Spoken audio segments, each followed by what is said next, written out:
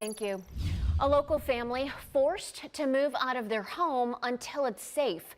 It's been deemed toxic because of mold. Now a 319 News reporter Winnie Dorch is talking to the family who's really just trying to find their way back to a normal life. Winnie, especially, it sounds like for their kids. Yeah, Nicole, the family calling this an invisible fire. Not only were they forced out, they had to throw away some precious items. Nothing is more important to me than the health of my family and my children and myself. Adrienne DiFiore and her family were sick on and off for 5 years. They just discovered mold in their Avon home. They had no other choice but to get out. We had no idea. We have a newer home. There is no visible water damage on the inside. But their symptoms screamed something was wrong. With my children, you'll see things like eczema, chronic ear infections, started having a lot of respiratory issues, asthma kind of related, a lot of bouts with pneumonia. DiFiore went to her doctor who simply couldn't find the root cause, so she went to a specialist, and sure enough, testing results said it all. They found toxic levels of aspergillus in my system, and she said with that being so high, you have to be living within it. In March, a roof inspector found storm damage. The roof was replaced in April. The insurance company suggested an air quality test, so the family brought in a mold inspector who gave them the news they were not expecting. He said, look, you have to get out of the house right now. We have to get it remediated. It's absolutely toxic for you guys to live there. Some of the damage and leaking that the storms caused black mold to come in. And what we thought was going to be maybe just a smaller issue of black mold ended up being, as we're removing walls in our home, it is just coming down the walls. DiFiore calling this an invisible fire. You lose everything. So just in a fire, you would lose your mattresses, your pillows, your blankets. And the most hurtful thing to throw away. Watching pieces of paper that my mom wrote to me with her signature after she, before she passed away. Losing things like that that are irreplaceable is hard. But there's a message she wants you to catch from her experience. Follow your intuition on it. And just because you don't see a patch of mold in your house doesn't mean it's not there. And work is currently being done on their home. They are leasing a small home until that work is complete. Here in Avon, I'm Winnie Dorch, 19 News. Firefighters in Indian River County exposed to toxic mold, and they say the source could be found inside their own fire stations tonight. The Firefighters Union is pressing county leaders to inspect stations more thoroughly. Megan McRoberts is live from our Treasure Coast Bureau with a story you will see only on 5. Megan? Well, Michael, these are pictures of the conditions firefighters say they're dealing with in at least 4 fire stations. They say there's water damage. They say there's mold on the ceiling, even mold on the walls and on the floor. And now firefighters in at least 3 of those stations say they're feeling the symptoms of toxic mold exposure.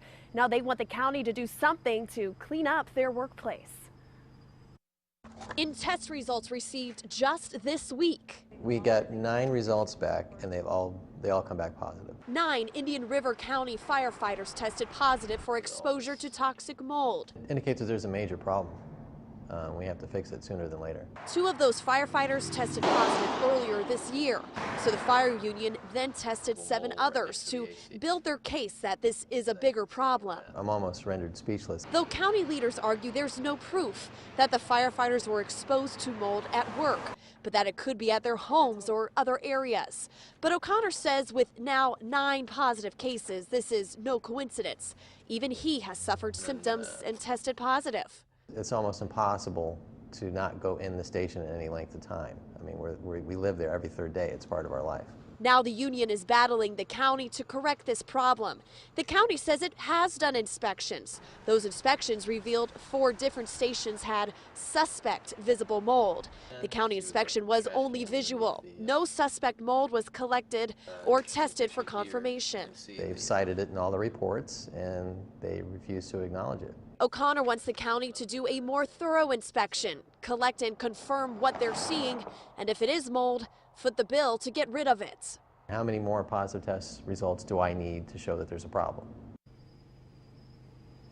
Now, the fire union is also still awaiting test results for 2 more tests that are pending. The county administrator says he could actually consider sending inspectors into firefighters' homes to check for mold. Now, 2 of those firefighters have had workers' compensation claims denied. Those 7 others are still waiting to hear if they will be offered any compensation. There will be an impasse hearing at the end of this month where the county and the union will discuss this issue. Reporting live tonight in Stewart, reporting live, Megan McRoberts, WPTV News Channel 5. Ugly black mold has a Fort Lauderdale family out of its apartment now and angry. They're upset because they say the complex management company has done a sloppy job of trying to clean up what could be an unhealthy mess. CBS 4's Gary Nelson has this exclusive. I walked in here and I felt squish. Kyle Singer walked into the master closet of the Port Royale apartment he shares with his girlfriend Elizabeth and their baby Leah. And when he pulled back the carpet, This was all black. I have pictures of everything. You can still see some black on it. and he found the ugly black mold wasn't just in the closet. And this is black over here. So from the other side of the bedroom now, from all the way from the closet. Mold, too, in the bathroom. Singer says the management company sent a couple of people in to replace water-damaged drywall and supposedly removed the mold. He says they didn't remove it completely from the bedroom closet and covered it up in the bathroom. They have put new drywall on top of old moldy drywall. So all the old moldy drywall is still in there? Yeah, exactly. He knows because he commissioned a company, Miami Mold Specialists, to examine the apartment. They took photos of the mold behind the wall. Their initial report confirmed the presence of mold, and a more detailed analysis showed mold in the apartment's air conditioning system. The company says all the mold should be removed, and only by qualified experts.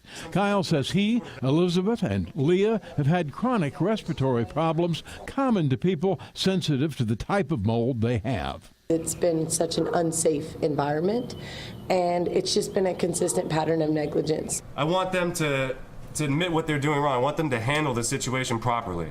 I don't want them to Band-Aid mold. I want them to remove it.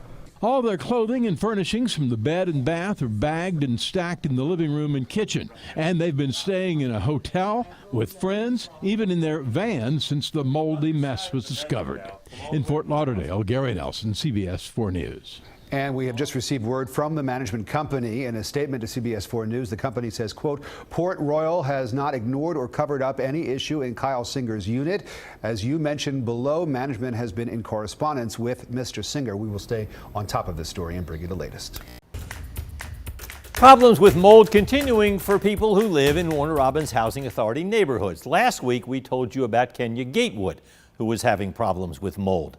Now, another mom is speaking out about the mold in her home.